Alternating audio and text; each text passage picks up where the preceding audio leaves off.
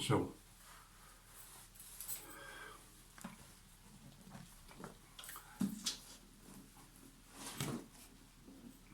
Je vous salue, bonsoir, vous tous qui regardez et écoutez mes vidéos. Et vous regardez le message. Ce soir, je suis une fois parmi vous et je suis heureux.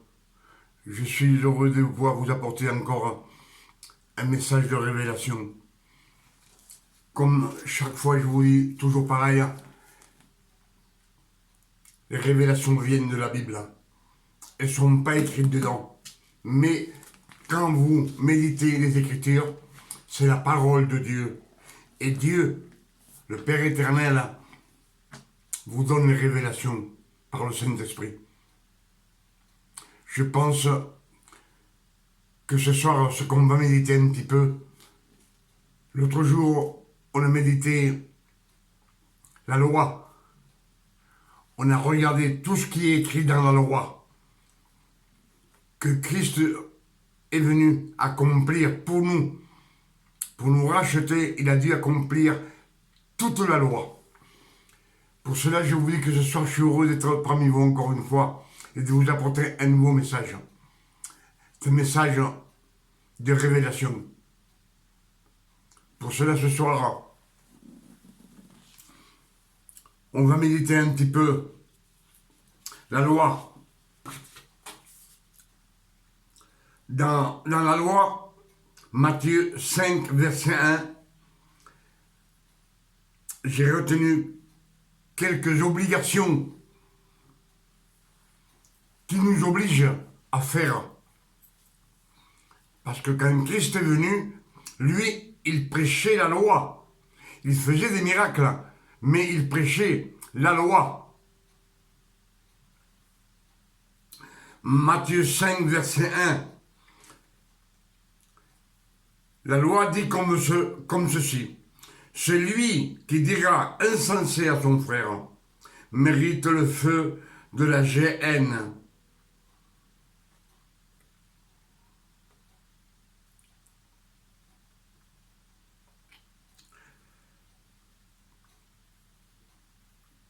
Soyez parfaits, comme votre Père céleste est parfait. On ne peut pas être parfait comme le Père céleste. Et Dieu le sait. Mais c'est ce qu'on nous impose de faire, d'être comme le Père éternel. C'est impossible. À l'être humain, c'est impossible.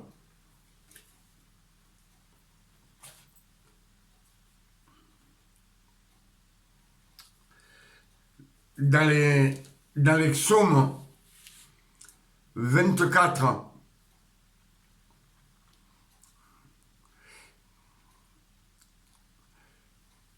qui pourra monter à la montagne de l'Éternel? Psaume 24, verset 3.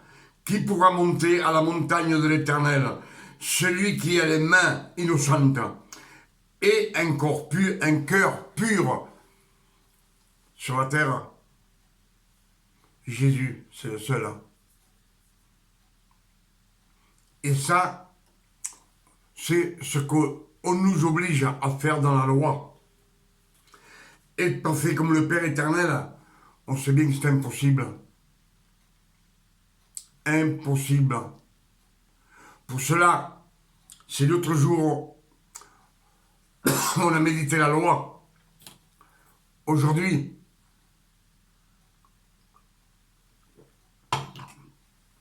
on va méditer la foi. La foi par grâce. La grâce vient par la foi. La foi, le Seigneur nous donne la grâce après. Et on va lire quelques versets. Genèse 15, verset 5. Abraham crut en Dieu par la foi.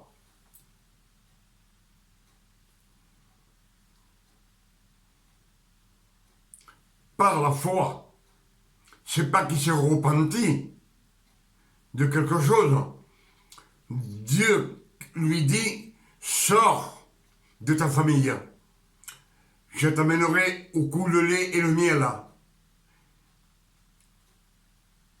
Et le Père éternel qui lui parla directement. Et Abraham crut en Dieu. Il se repentit de rien.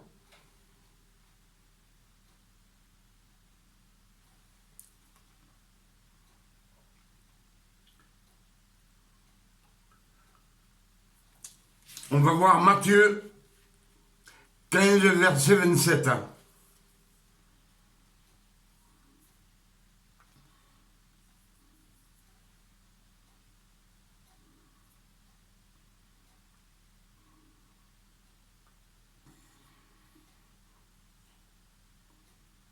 Matthieu 15, verset 27. Matthieu 15, verset 27. Oui, Seigneur, dit. Oui, Seigneur, dit-elle, mais les petits chiens mangent les miettes qui tombent de la table de leur maître. Alors Jésus lui dit, femme, ta foi est grande, qu'il te soit fait comme tu veux. À l'heure même, elle fut guérie. Jésus ne lui dit pas repens-toi. Non, ta foi est grande. Ta foi.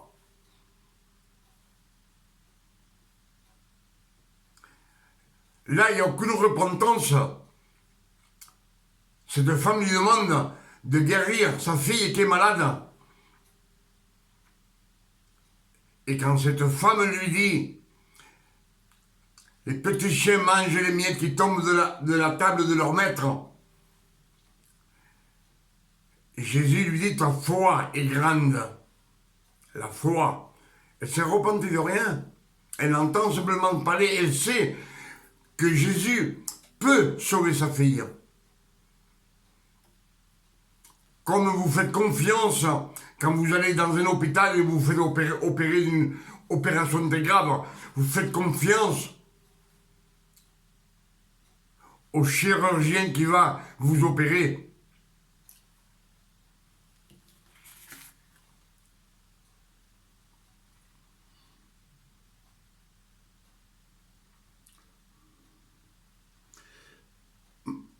Matthieu 9, verset 21.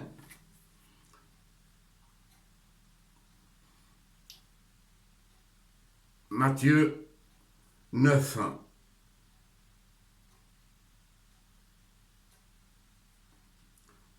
Verset 21.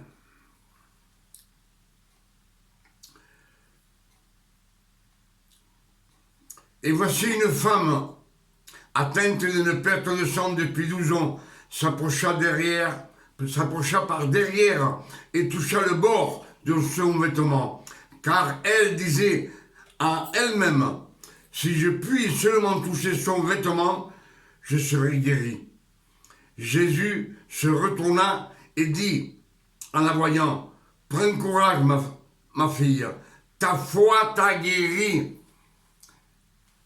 Cette femme ne s'est pas repentie, elle dit, elle est sûre que si elle touche son vêtement, elle est guérie. Et Jésus lui dit, ta foi t'a guéri. Il n'y a aucune repentance. Elle est guérie par grâce, par sa foi. C'est ce que beaucoup de fois je vous dis dans mes messages.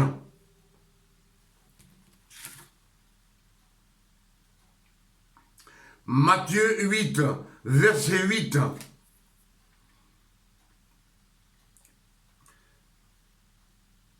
Matthieu 8, verset 8.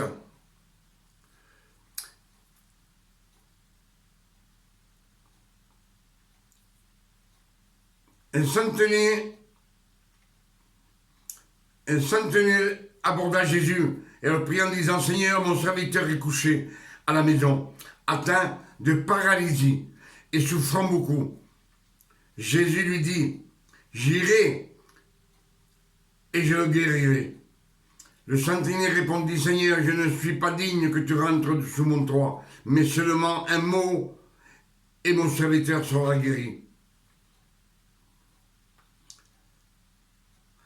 Jésus, après l'avoir entendu, Jésus fut dans l'étonnement et il dit à ceux qui le suivaient, je vous le dis en vérité, même en Israël, je n'ai pas trouvé une aussi grande foi. Or, je vous déclare que plusieurs viendront de l'Orient et de l'Occident seront à table avec Abraham. Une si grande foi. Le centenier, c'est pas un chrétien, mais il sait que Jésus peut guérir son serviteur qui est malade, qui est souffrant. Là, il n'y a aucune repentance. Jésus voit la foi et il est guéri par grâce. Son serviteur est guéri par grâce.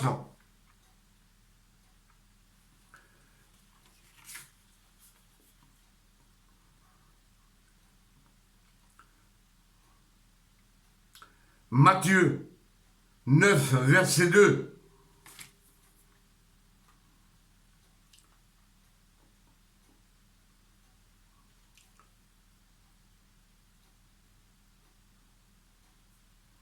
Matthieu 9, verset 2. Et voici, on lui amena un paralytique couché sur un lit. Jésus, voyant leur foi, dit au paralytique, prends courage, mon enfant, tes péchés te sont pardonnés. Voyant leur foi, par la foi, il fut guéri parce qu'il avait foi en Dieu. Il s'était repenti de rien. Lui, il sait que Jésus peut le guérir. C'est par la foi.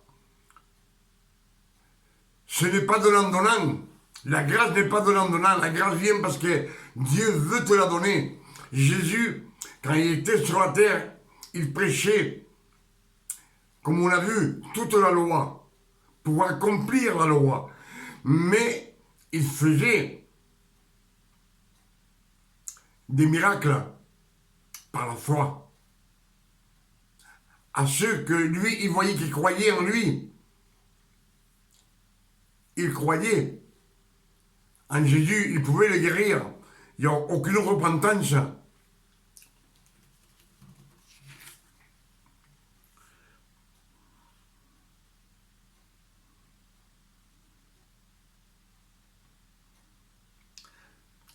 Matthieu 9, verset 21.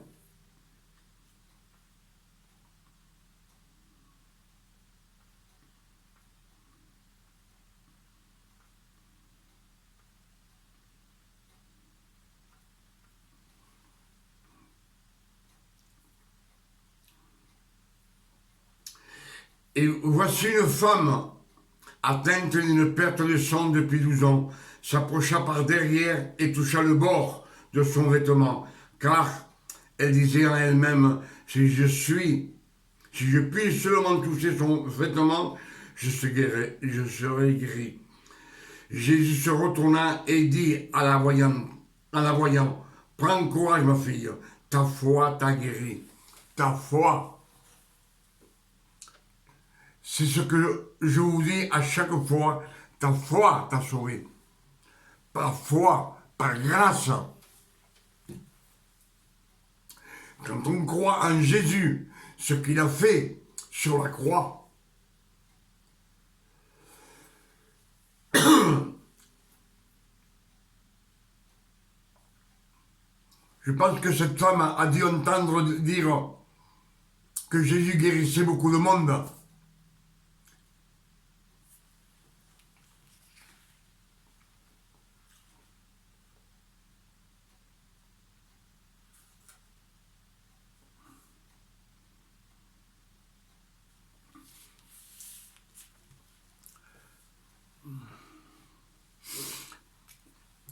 Marc 1, verset 40.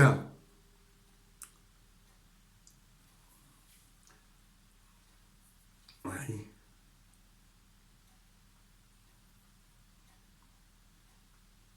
Marc 1,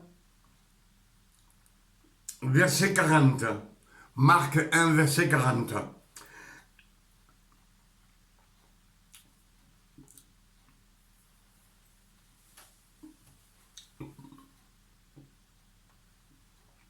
Un lépreux vint à lui et se jetant à genoux, il lui dit d'un ton suppliant, si tu le veux, tu peux me rendre pur.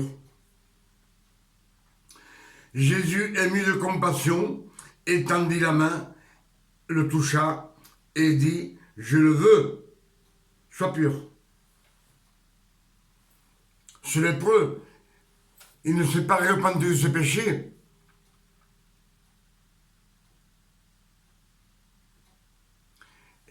Il avait bien du souci avec sa maladie. Et Jésus le guérit par grâce, toujours par grâce.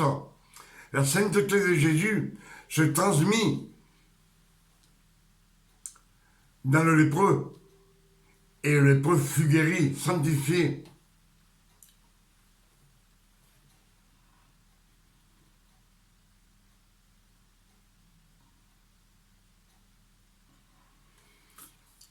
Tous ces versets qu'on a lus ensemble et qu'on a médité vous disent que la foi vient de ce qu'on entend. Et ce qu'on entend vient de la parole de Dieu. Quand vous lisez la Bible, c'est Dieu qui vous parle. C'est là qu'on entend la parole de Dieu. On entend aussi quand on prêche. Mais si on ne prêche pas sur la grâce, que vous écoutez la loi, ça ne vous sert à rien.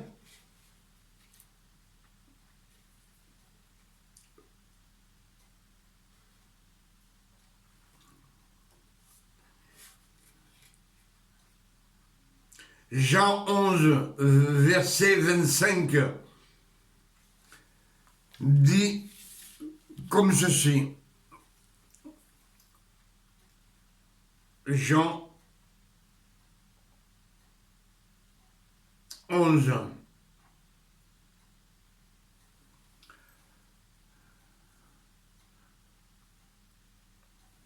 Jean 11, verset 25.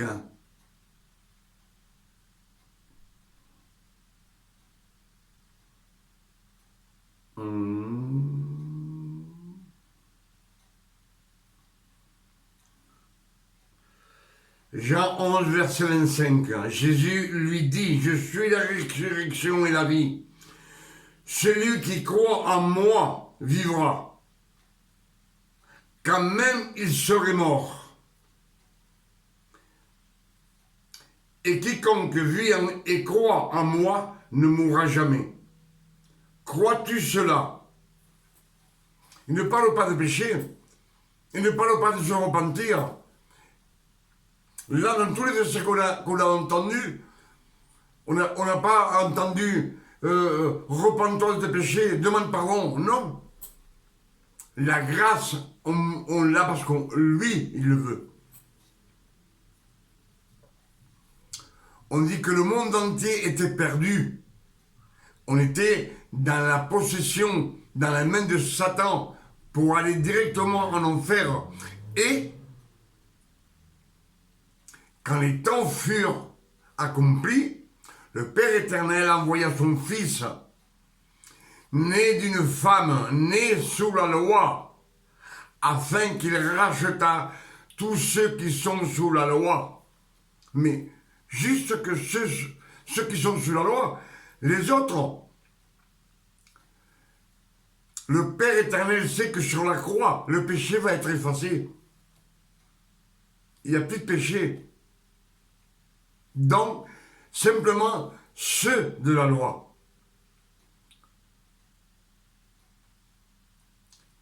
Les 10 commandements, c'est la loi. Et pour cela, Christ dit, venez à moi, je vous ai racheté.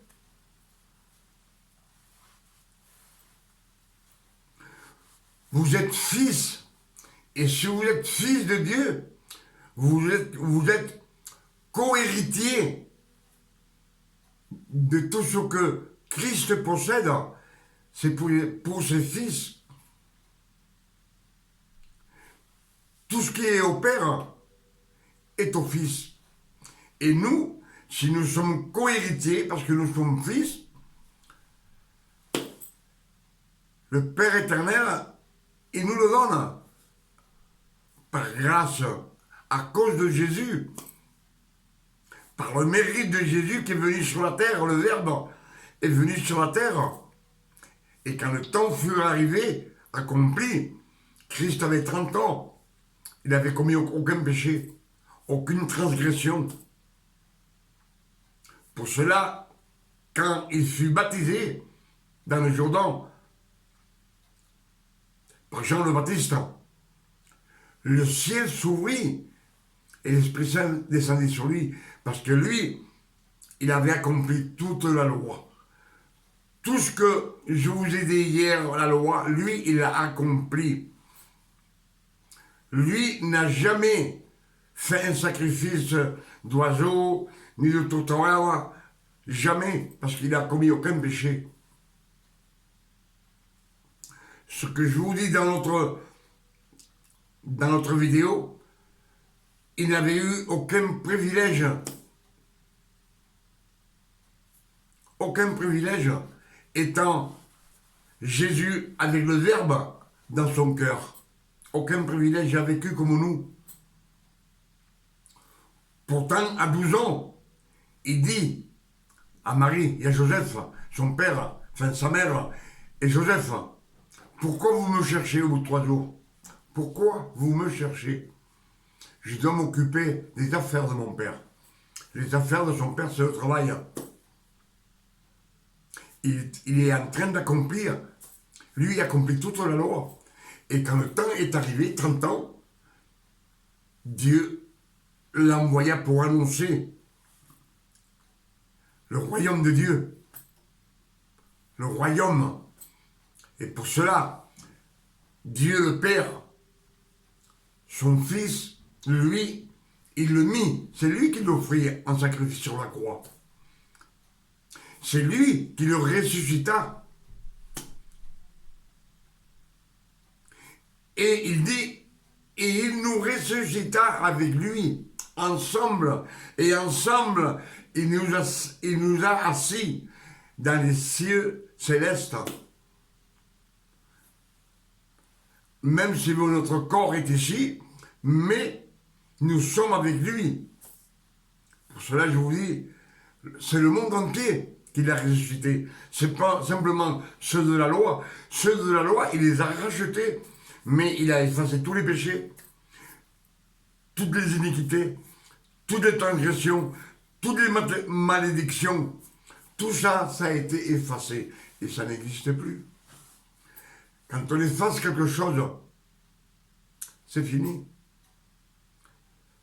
Il y a des milliers d'exemples que je pourrais vous dire. Dans une route, de nos jours, s'il y a un stop, on va vous arrêter. S'il n'y a pas de stop, vous traversez et personne ne vous dit rien. Même si les gendarmes sont là,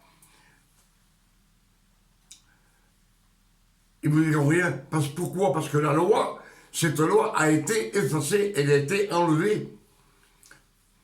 Et ce que moi je veux vous dire toujours, c'est qu'on n'est plus serviteur, on n'est plus disciple. Comme je vous disais, les disciples, les ouvriers, les serviteurs, quand ils travaillent dans une maison, pour quelqu'un, ils doivent partir. Il n'y a que le fils qui reste. Ni les ouvriers, ni les serviteurs, ni les disciples ne peuvent pas hériter du père, du chef. on va mettre ça comme ça, le chef, le patron du boulot, pourraient jamais hériter, ils pourront jamais hériter. C'est qu'il n'y a que les fils qui héritent. C'est pour cela, comme nous sommes fils de Dieu, nous héritons toute la grâce de notre Seigneur Jésus-Christ. On n'a plus de croix. Et il nous demande de rien faire. C'est lui qui s'occupe de tout. De nous bénir, de nous garder, de nous amener sur la palme de sa main. Je pense qu'on a médité beaucoup de versets ensemble. On a médité Genèse 15, verset 5. On a médité Matthieu 15, verset 27. Matthieu 9, verset 21. Le bord du vêtement. Marc 1, verset 40. Le lépreux qui vient supplier Jésus. Matthieu 8, verset 8. Un centenier qui dit avoir un serviteur malade qui est guéri par la foi. Matthieu 9, verset 12. On amena un paralytique couché. Il fut guéri par la foi. Ta foi t'a sauvé. C'est pas tes œuvres. C'est pas ton mérite.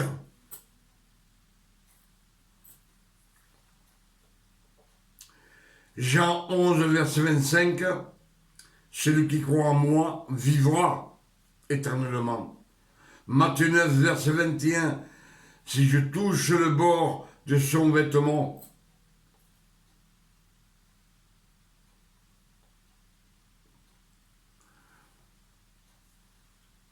la femme qui a une perte de sang pendant 12 ans, tout cela, on les a médités ensemble et tous, ils ont été sauvés par la foi. C'est pas par leur mérite, c'est parce que eux, ils savent que Jésus peut les sauver.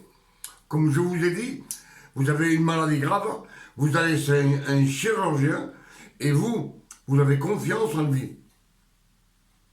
Vous ne pensez pas à vos péchés, ni ce que vous avez fait hier, ni avant-hier, non. Vous savez qu'il va. Vous avez fumé, d'accord. Vous avez mangé gras, d'accord. Mais ça, vous n'y pensez pas. Vous dites, lui, il va me sauver. Et c'est ce qui arrive à tous ces gens qui se sont présentés devant Jésus. Leur parfois, parce qu'il dit, lui, il peut me sauver. Lui, il peut me sauver. D'après ce que le Christ, les miracles qu'il fait, on les entend, les miracles. Le paralytique, l'aveugle, le lépreux, sourd et muet, les aveugles. Tout ça, on entend ses cris et tout ça, c'est quand on est avec lui que tout est pour nous. La guérison est pour nous. Pour cela, dans la croix, il a pris nos maladies avec ses blessures. Il a pris nos maladies, il a pris nos douleurs, nos nécessités, toutes nos querelles, parce qu'on vit tranquille.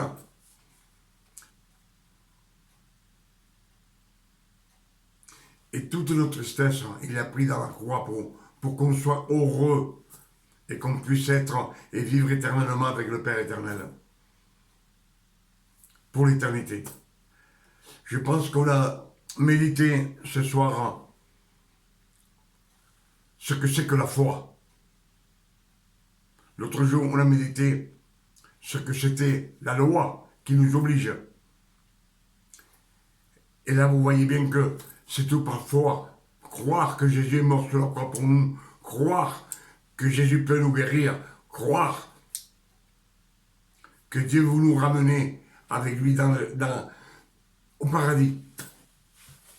Avec ces quelques mots, je vous dis que Dieu vous bénisse, il vous garde, il vous protège, et que ce message puisse vous venir. Les bénédictions de notre Père éternel puissent tomber sur vous et sur votre famille. Et moi, ce soir, je vous dis que Dieu vous donne une nuit de repos, de tranquillité, de paix, de santé, de révélation, vous et vos familles. Que Dieu vous bénisse et vous garde. Au nom de notre Seigneur Jésus-Christ.